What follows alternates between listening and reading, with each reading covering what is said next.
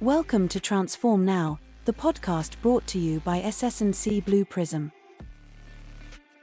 Enterprise AI isn't just a tool, it's the heartbeat of smart organizations like yours, helping to reinvent work to deliver higher growth, more customers, and better experiences.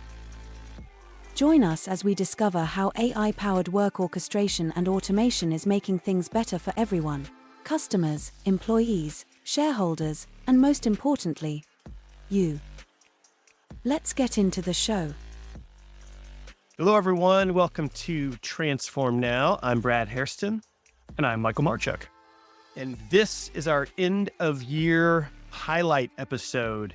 So we did this last year and it was a lot of fun. And we thought, hey, let's do it again. We're going to focus on some of the highlights from Transform Now over 2024. We had a lot of great episodes to choose from. It was extremely hard. Very difficult. 10 in total, 5 for me and 5 for Michael.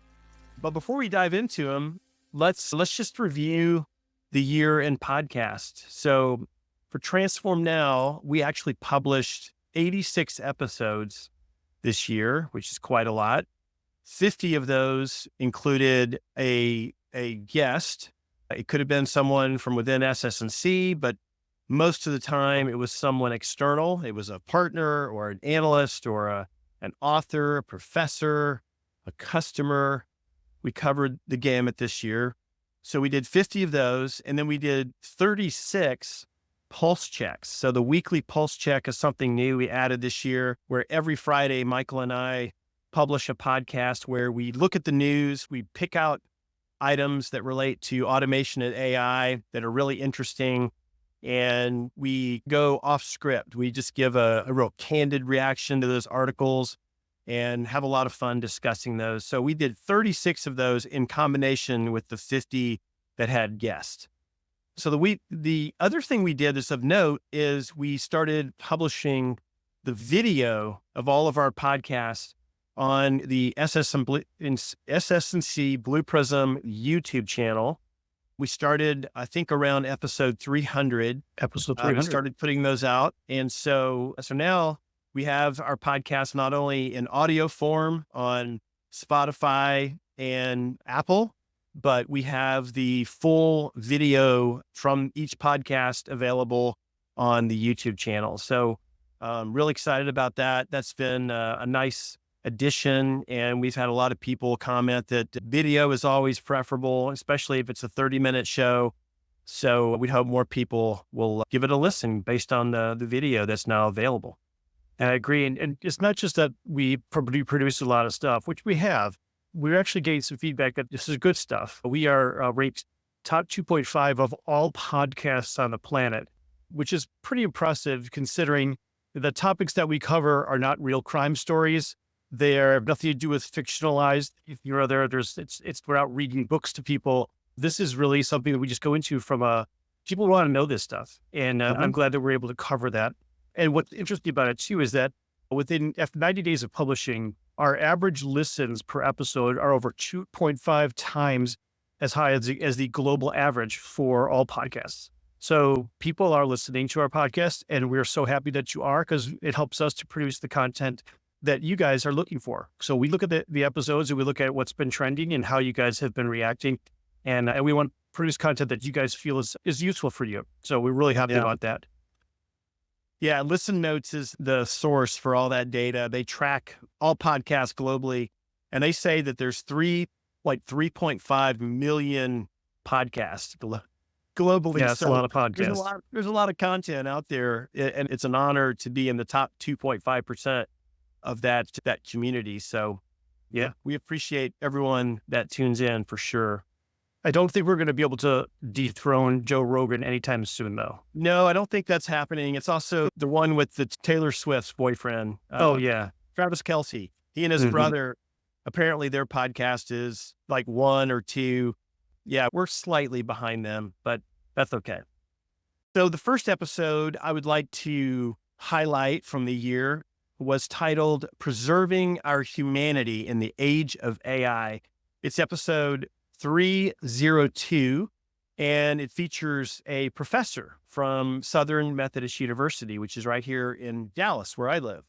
So his name is Dr. Robert Hunt, and I stumbled upon him because he wrote an article that was in one of the local Dallas papers that was really, really interesting. He talked about the idea of how we tend to measure ourselves as humans by intelligence. And that's part of what gives us so much anxiety when we think about AI, because AI is getting more and more and more intelligent.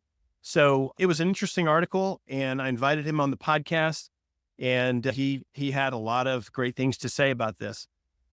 One of the takeaways that I thought was interesting, and which I've been thinking about for 5 or 6 years, was a speaker from Stanford who said, if AI can do a lot of what humans do now, then we have to ask what humans can do. And that, in fact, said very strongly, human resources may be the most important part of a company, not R&D and not marketing. So Wow. that led me to begin to ask a question that I didn't think was asked well enough at the conference. What does it mean to be human? And what makes us different from AI? So to get to the question I asked, we worry about, am I intelligent enough for an AI age? The problem with that question is it assumes that intelligence is the mark of our humanity. And the truth is, as I point out in that brief piece, if we think of ourselves as human because we're intelligent, then we've got some serious problems. If we've defined our humanity by intelligence, then already we've excluded a certain large number of humans. And at the same time, we begin to exclude ourselves from being human because these AIs are going to be more intelligent than us. And so we need a better definition of being human than just intelligent in the way that AI is intelligent.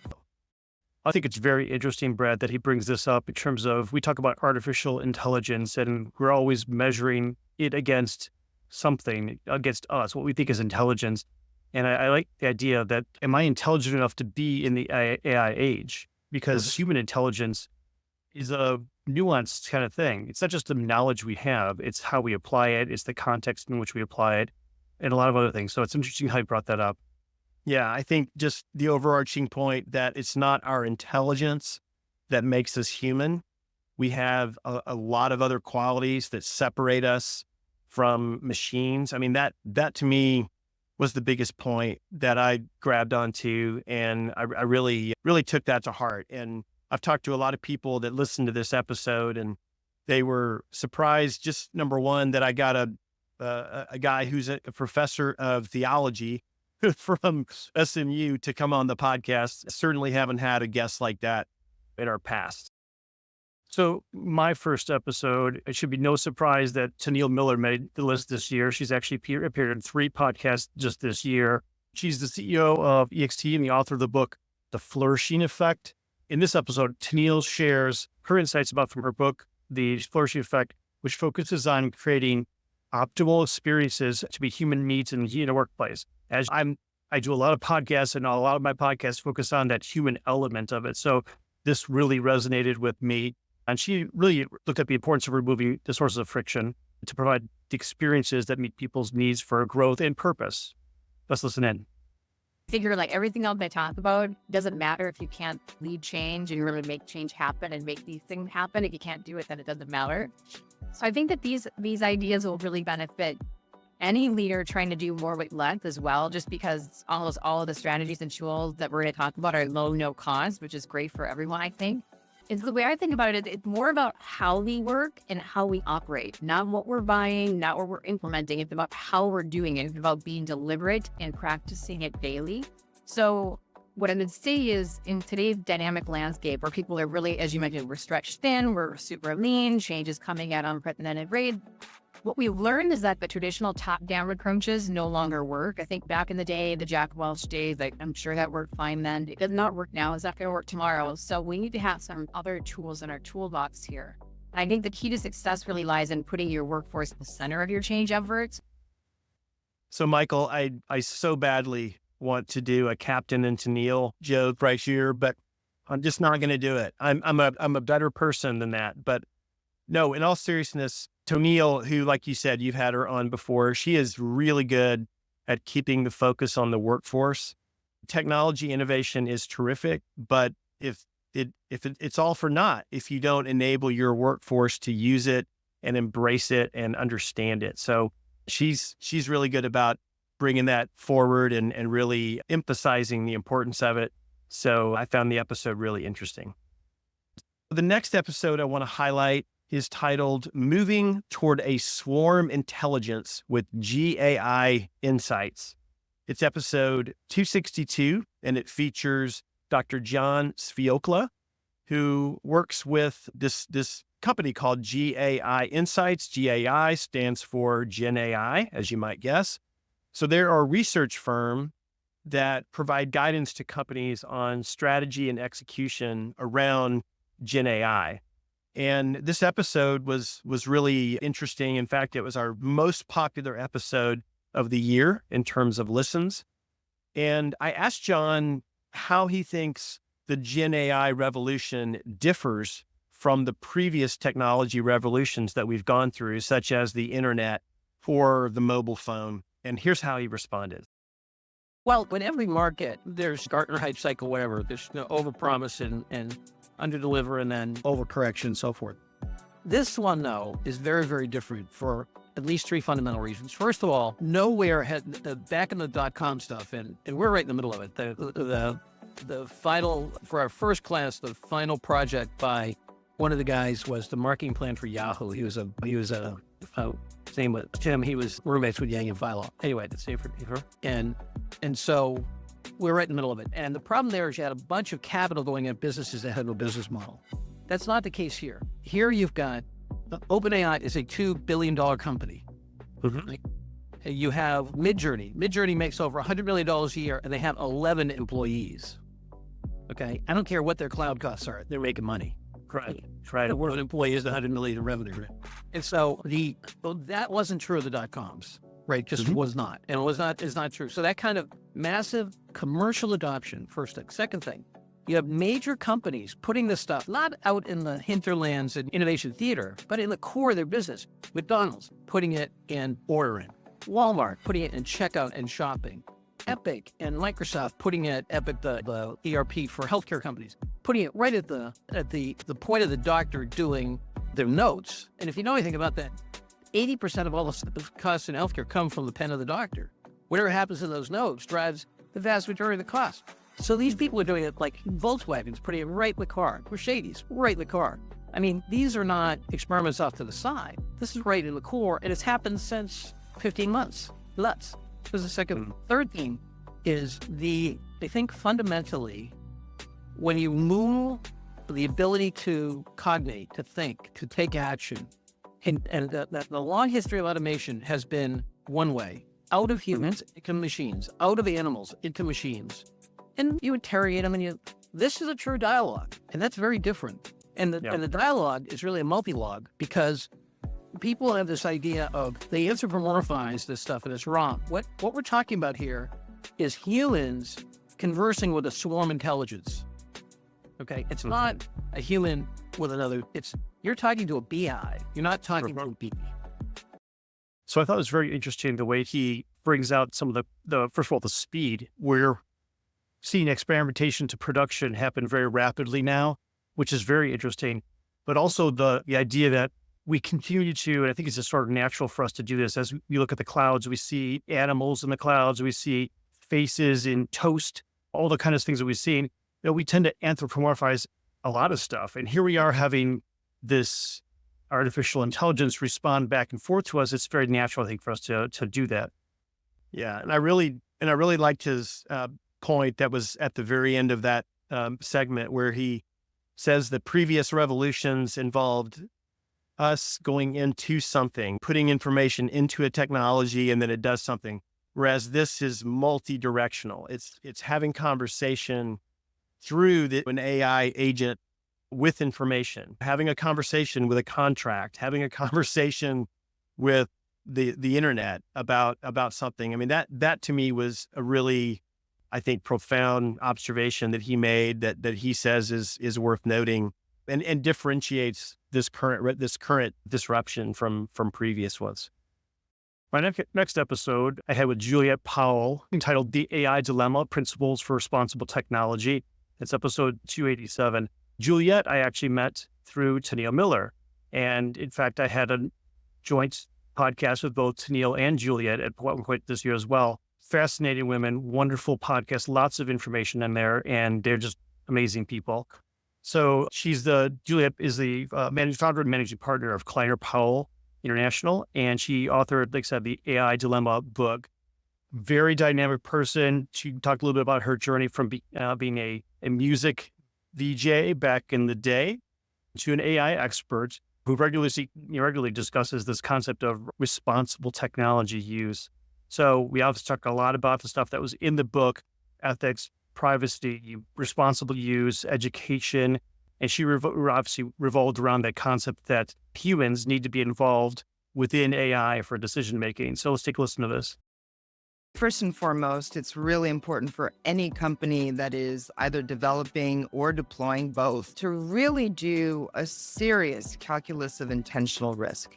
In other words, to not just weigh the risk and benefits of the bottom line. How much am I going to be able to monetize this opportunity and cut costs by cutting people, essentially? It's much bigger than that. It's a risk-benefit analysis that also takes into account if you get fined, for example, by the European Union in their Artificial Intelligence Act that comes into effect in 2025. So that's next year. If you're deploying a chatbot, is the chatbot making people think that it's human, for example? If it is, then you're de facto in a high-risk category in the European Union. If any of your training data, and if you're not the one who's actually training your AI system, you probably won't know this until you get caught. But ultimately, many of the systems that are out there that people are using, that organizations are white labeling or tweaking and implementing new products and services with, are being trained with data that does include citizens from the European Union. And as a result, you can get fined up to 7% of your global revenue, not your profit, your revenue. What I hear Juliet saying is that we put way too much emphasis on the benefits of AI and not nearly enough emphasis on the additional risk that it has, presented to us. So I could not agree more. I mean, not only do companies risk exorbitant fines, they also risk turning away customers. They risk exposing sensitive data. They risk PR nightmares, and the list goes on and on. So this was a very timely and a very informational episode that I think just highlights how important it is to understand and mitigate risk, because there are a bunch of new ones that we all have to deal with. I agree. And what's interesting too is, while she talks about the risk and benefits, the concepts of this new technology really have to be acquired across the entire organization to be able to be really beneficial for the organization to be seen differently, or as an AI company. So little bits of here and there are not necessarily enough. The next episode I want to highlight is titled Transforming Healthcare Payments. This is episode 327, and it features Dr. Mahi Ryasam of McKinsey & Company. This was his second appearance on the podcast, and he's an expert in AI applied to the healthcare sector. This time, the focus was on payments. We talked about the massive problem with improper healthcare payments in the United States. And the Medicare and Medicaid sectors alone report more than $100 billion in improper payments made in fiscal year 2023. That's according to the GAO. So this is a huge problem. And Mahi spent a lot of time with me talking about how AI can be a fix for this. And in this segment, he talks about how healthcare providers are starting to let AI transcribe all of the doctor notes and address the very, very complex topic of medical coding. Let's give it a listen. Now, what are the advantages of doing all of this? There are probably 3-4 advantages, right? One is it reduces the friction that providers and medical coders have while translating a lot of this information onto a claim. So it improves the quality of their work, quality of their experience, etc. I think that's one definite advantage. The second advantage is operational effectiveness and efficiency. So whatever used to take like half an hour could be done in, let's say, 5 minutes with the help of all these tools. I think that's the second operational efficiency point. And third point is it reduces rework, because you're able to like send the right claim with the right details with, appropriate amount of evidence to the payers such that the payers can adjudicate the claim pretty quickly. The entire RCM process is being like improved/transformed based on like the 3 steps that I mentioned. I think that I think like a lot of providers and a lot of venture funded companies have made a lot of impact. If we switch to the payer side, on the payer side, you're getting the claim. Now you're getting the claim from the provider, which is much more comprehensive, much more thought out, probably has all the right information the first time it is submitted, etc. Right? Now payers have also been investing into like if the claim is right, if it is a clean claim means that you have all the information that you need, could be actually auto-adjudicated as soon as possible and then pay out the provider without any delays, right? So this reduces the rework, it improves the provider experience, and payers want to pay it the first time around because it reduces work for them too, right? I think that the auto-adjudication of clean claims and using AI for analyzing whether a claim is clean or not, that's one of the use cases that like some of the payers are working on. Along the same lines. So I think it's really interesting how he's pointing out this information and how difficult it is to get through. Yeah. And leveraging a technology like Gen AI really does provide some new ways to approach this very complex issue. Yeah, absolutely. And the emphasis on medical coding is really, I think, the key thing that I took away from this episode. I mean, the coding issue alone creates so much waste and inefficiency. I mean, if we fix that on both the provider and the payer sides, and we move toward and where we can truly auto adjudicate most claims, that would be incredible. The money would flow faster, less rework, less fraud, etc. So yeah, absolutely agree. My next podcast that I want to focus on was one that I did with Dr. El Naqvi, episode 300. We hit our 300th episode in 2024. This episode was titled New Business Models and Strategies for the Gen AI Era.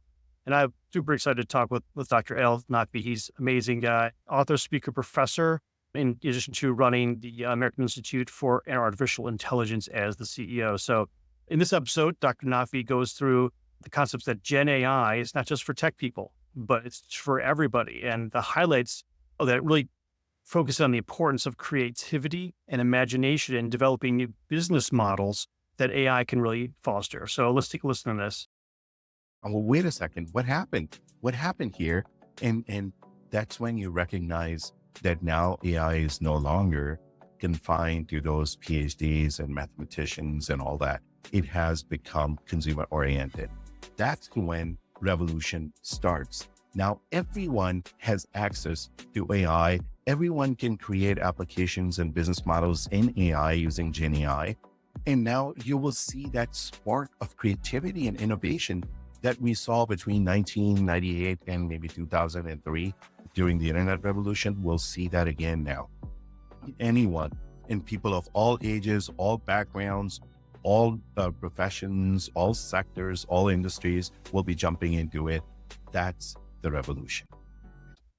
Yes, the democratization of technology and most importantly, information is what I think is the most significant benefit of the Gen AI age. The fact that people of all ages, all income levels, all education levels, all geographies can use this technology to access information in a really flexible and powerful way is truly amazing. The critics of AI often overlook this, I'm afraid.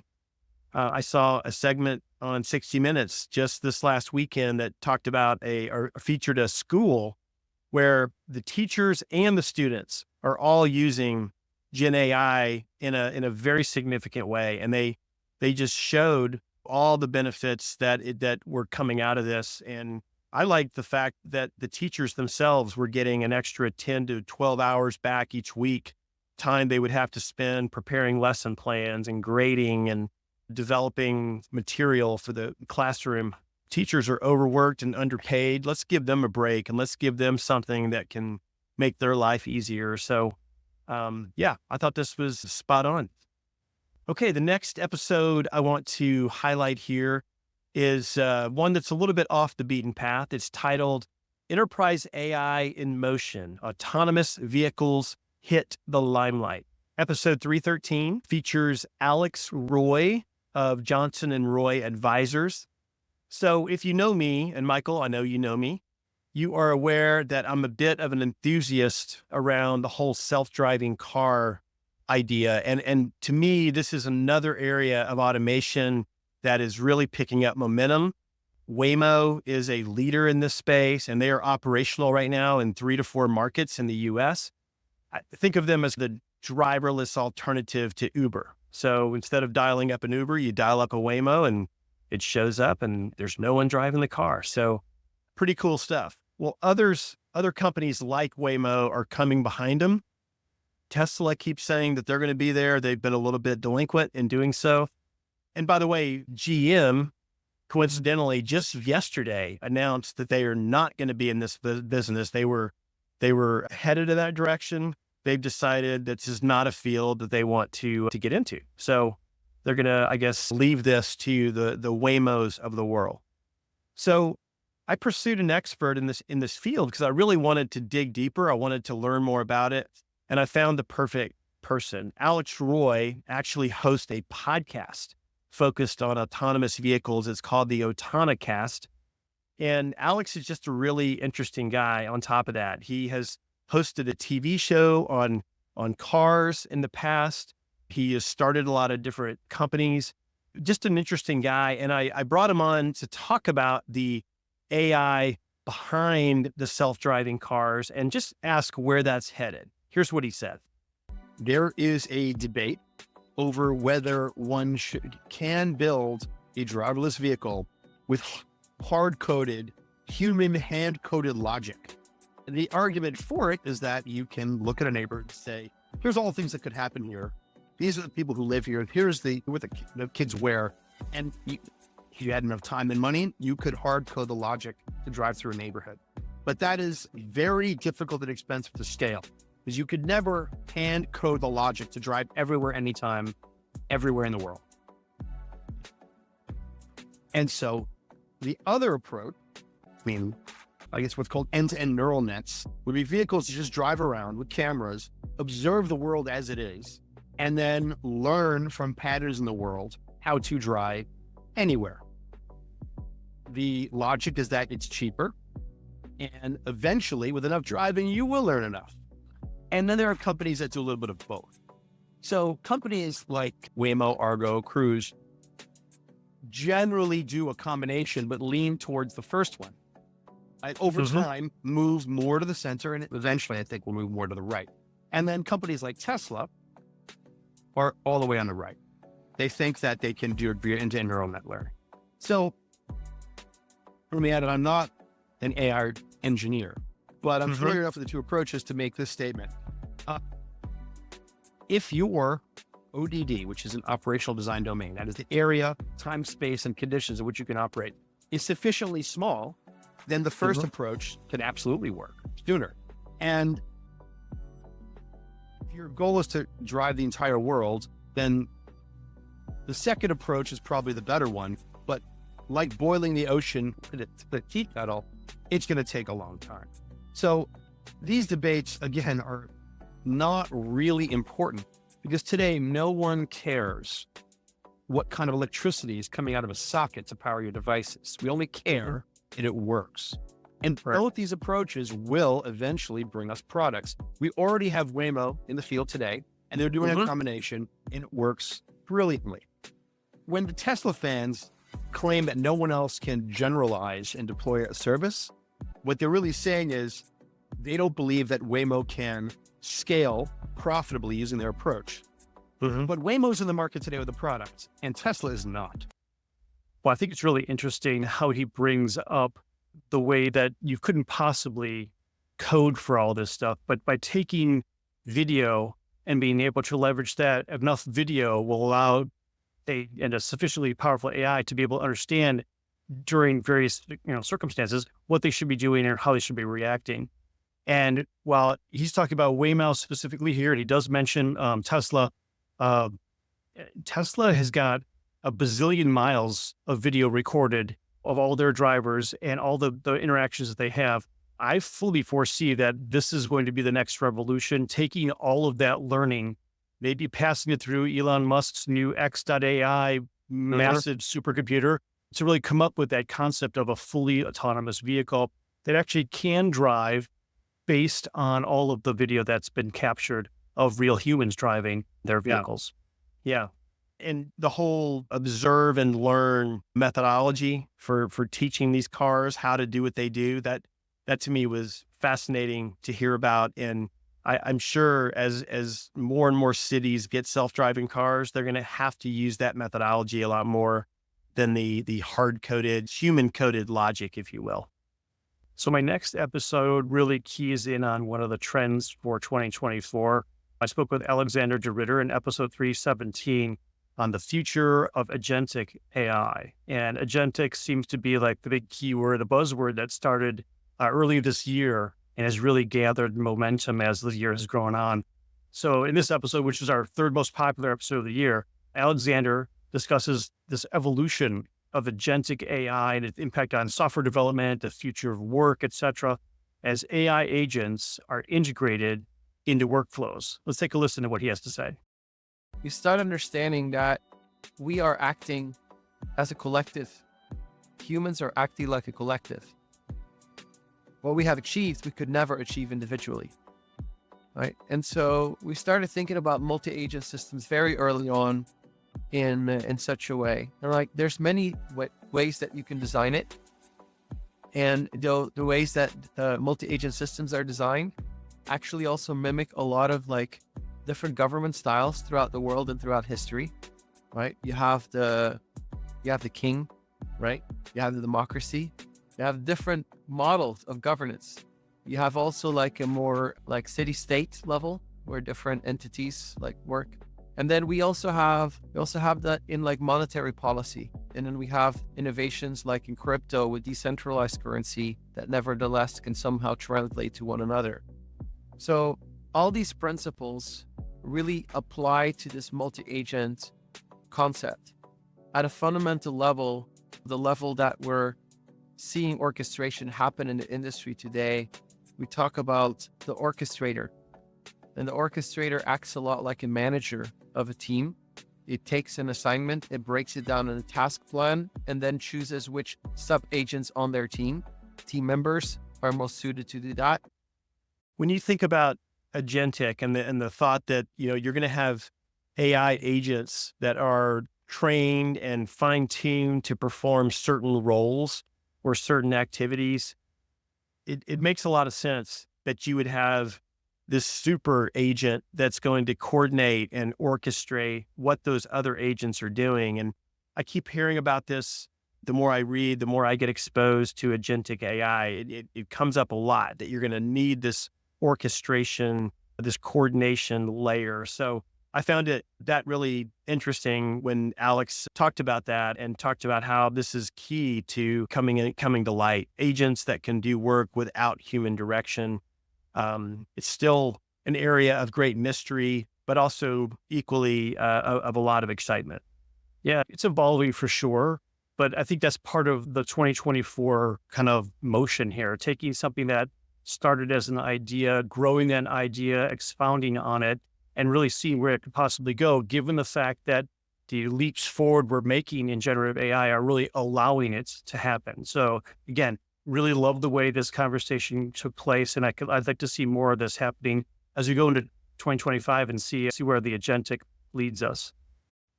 Okay, and so the final episode that I decided to highlight from 2024 is titled The AI Power Sourcing Dilemma. It's episode 309, and it features Aaron Denman of Bain & Company. Now, Aaron is a partner at Bain. He runs their utilities and renewables practice. This was his second time on the podcast. And we discussed the growing tension between the rapid expansion of AI and the increasing demand that it has created for energy. Here's Aaron weighing in on where things stand with the global energy demand that has increased to historic highs.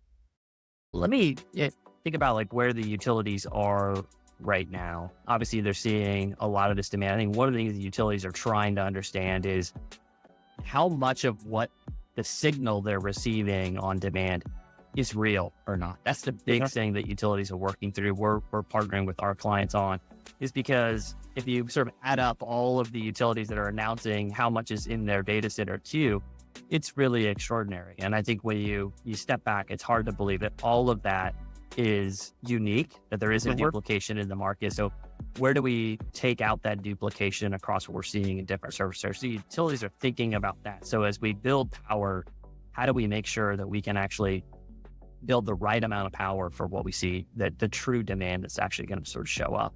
I think the other thing is the planning apparatus for utilities is changing. A lot of the long-term planning, often you'll hear it of integrated resource plans.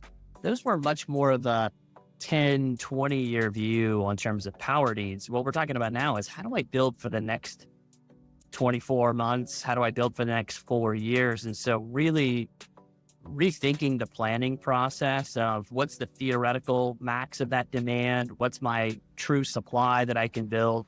And then how do I redesign the way that I construct and put power into the system? Now, that's thinking about like new builds that you may require, but we're also start thinking about, okay, how can I use demand response? Where can I do interesting things on the transmission side to increase capacity? How do I put storage in, which is maybe smaller units that can scale more quickly? And then your question of balancing the decarbonization goals, there's a big question of, if I have to keep the system really reliable, do I extend gas assets or do I extend coal retirements, at least for a few years, just to make sure the system is reliable? You already see some data on that in the US in particular. And I think that is a struggle of having our decarbonization commitments, but recognizing that the most important thing right now is system reliability. And so we may have to extend fossil assets more than we would like to be able to sort of meet that need. So it's interesting that he brings up how we're approaching this right now, but we've also seen, and I know we've done a couple of episodes on our Transform Now podcast regarding nuclear power plants being now recommissioned to support some of this energy need.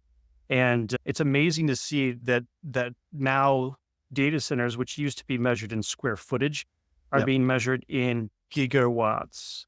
So it's very telling. Yeah.